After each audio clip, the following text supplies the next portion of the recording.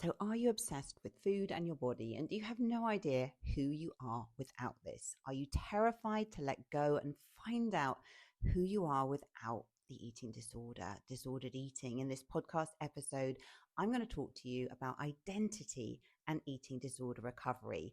And I'm going to tell you how to begin to build a more meaningful identity beyond food. I'm Harriet Frew, and this is the Eating Disorder Therapist podcast. Thank you so much for being here. I support people to overcome disordered eating and find peace with food. I had bulimia and I've been recovered now for over 20 years. Do check out my Food Freedom app if you're looking for more support. Loads of great tools, strategies, and info there. So let's dive in. So who are you without food and body as a focus? Do you know? I'll share a bit about my own story and how I moved beyond this. So I was in the murky depths of bulimia, grinding maximum willpower to manage just one extra day without purging. It was a white-knuckling, precarious roller coaster of a journey. It was awful. I felt I could fall off the cliff at any moment into one ginormous binge that would set me back for days. It was always so much trepidation. Despite this, I somehow knew that I would recover. Somehow, someday, deep in my bones, I sensed it. And I had no clear evidence for this. I had no sensible plan of action or guru to guide me and airlift me to safety. In fact, the opposite was true. Days were spent obsessively restricting, over-exercising, and then ending up in the supermarket at 4 p.m. buying donuts, toffee crisps, and Doritos and all the things. Maybe you've been there. I was spending money that I didn't have on food that would barely be tasted, and then stuffed down in milliseconds later to be purged. It was an awful, awful cycle. And I would wake the next morning feeling mortified and ashamed, and I would vow to myself, I am never going to do this again. Until, of course, I did.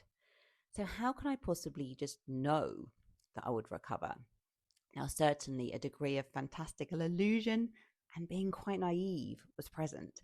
Now, I was fortunate to have spent the first 16 years of my life in a relatively peaceful place with food. So perhaps this helped a bit. So I did have some clear evidence that this was possible, as it was a genuine memory. But then eating disorders disrupted my life between 17 and 25 years old. And the intuitive eating years felt like this distant dream. Now, anyone that has ever experienced extreme dieting knows well that you can't easily walk back across the bridge to the land of food peace. It's not easy. Dieting disrupts and changes your mindset. Physiologically and mentally, you're impacted by starvation and mental restriction. Good and bad foods now exist.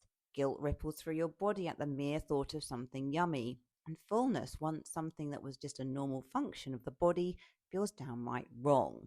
So you can oscillate between states of overhunger and stuff beyond measure. Now, I experienced all of these things, but somehow something inside me still knew that recovery was possible. Now, at 23 years, on a Find Myself trip to Australia, I decided that I would train as an eating disorder therapist on my return to the UK. I decided, I wanted to support others and offer them the help that I hadn't received myself. I was idealistic and I was hopeful, and I was deeply wounded. I hadn't really healed then. I was carrying a lot of unprocessed trauma. And in Australia, I was still bulimic and chaotic. But this therapist's vision was now a beacon of hope on my recovery, a lighthouse blinking and drawing me towards the shore. It's just a glimmer of hope. I wanted to help others. And I knew I needed to change somehow to be able to do this. I would need to emerge from this bulimia and heal. And how could I support others if I was struggling myself? Authenticity is so important to me. But what I didn't realize in my naive and youthful enthusiasm was that my identity was not tied to having an eating disorder. I'm so thankful for this, and I'm not quite sure how I escaped it. This was something that was unwittingly and unintendingly saved me, really. I didn't intend this at all. I understood that I had bulimia, but in my mind, this was a temporary state. I was going to recover. I was so determined. I was going to become a therapist. I believe this wholly in my core. I don't know how. My identity was focused on fulfillment and on purpose, okay? The eating disorder was not me. Yes, I like being thinner. Yes, I enjoyed the sense of control and oblivion I achieved through numbing out through food. These were all real things. And yes, I liked the freedom to stuff myself beyond fullness with desirable foods, I have to admit it, with potentially no consequences due to purging. Although the consequences were dominant and real, sore throats, acid reflux, tiredness, stomach pain, low self worth, shame, and a deep sense of inadequacy, and my external life mirrored my internal state. I had no boundaries and I people pleased to the nth degree. Predictably, then I attracted people that were over controlling bullies, other people pleasers, because I wasn't capable of a healthy and functioning relationship with others. These were mirrors of myself.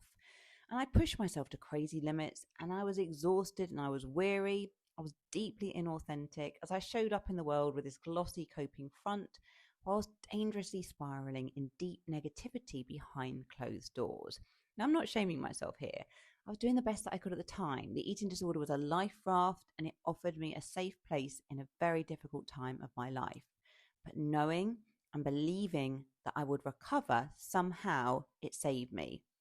It helped me pursue further roads when many routes that had led to dead ends and failure. I kept picking myself up and having another go. And I tried multiple approaches.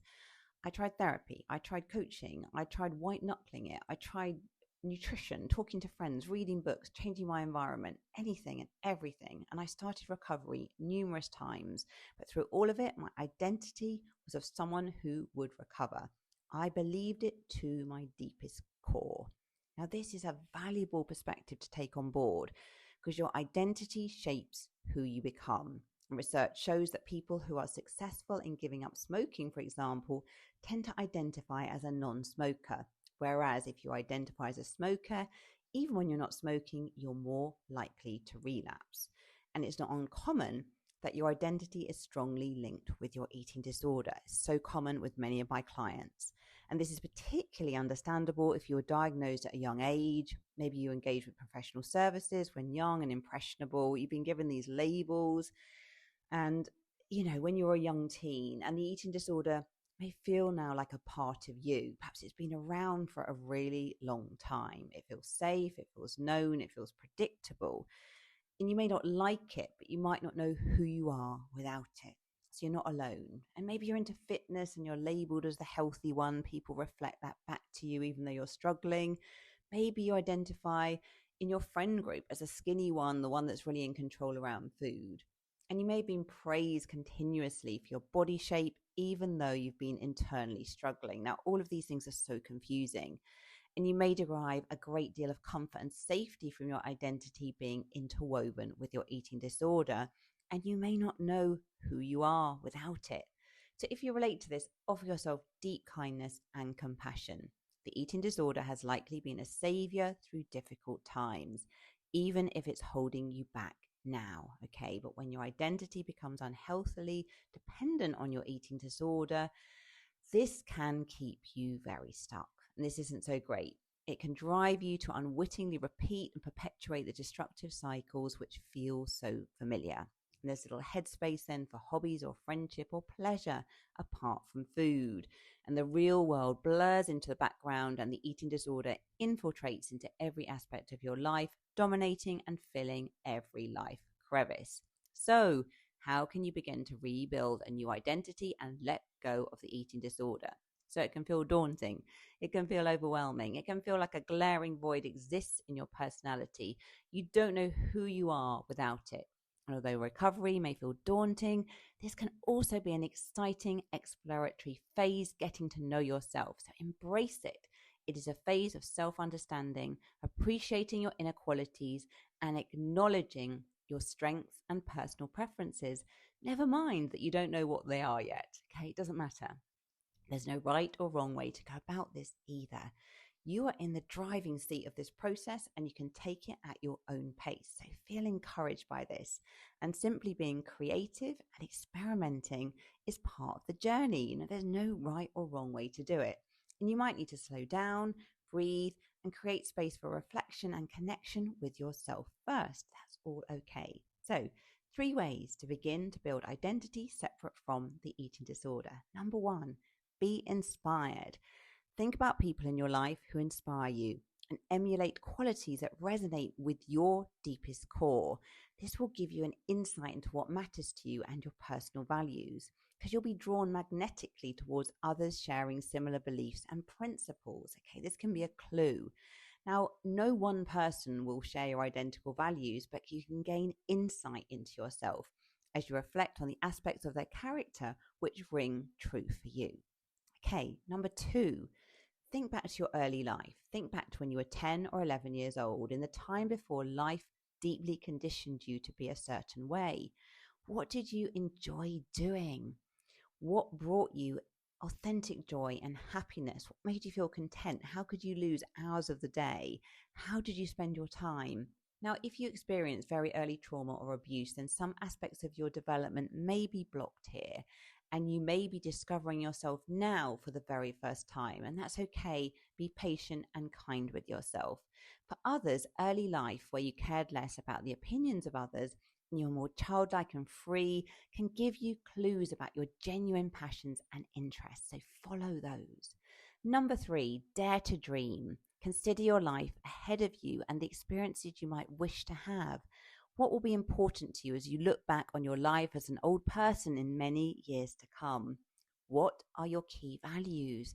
What's so important to you, not what you feel that you should do. Dare to dream and put aside the how in creating these experiences, rather allowing your imagination and creativity to access possibilities, and take baby steps to explore some avenues, putting little pressure on the outcome. It's a big, exciting ride. Rather see it as an experience, a creative and exciting journey, and it's all a learning process. And the ventures that don't go so well, they give you some insights into your likes and dislikes and are valuable for self-understanding. So be brave, be bold, and believe in yourself. It's normal to struggle with identity as you recover from an eating disorder. It's okay, but stay firm on the recovery road and know that the journey ahead can be both exhilarating and adventurous. Good luck. Now, what do you think? How are you working to build your own identity in eating disorder recovery? How is it going? Do you know who you are without a food and body focus? Do share in the comments. I would love to hear from you. Thank you so much for listening and watching the Eating Disorder Therapist podcast. I really appreciate you being here. Do subscribe on YouTube for more videos. Do follow, rate, and review if you're listening on Apple or Spotify or other platforms. Do check out my Food Freedom app if you're looking for more support. And I look forward to sharing another episode with you very soon. Bye for now.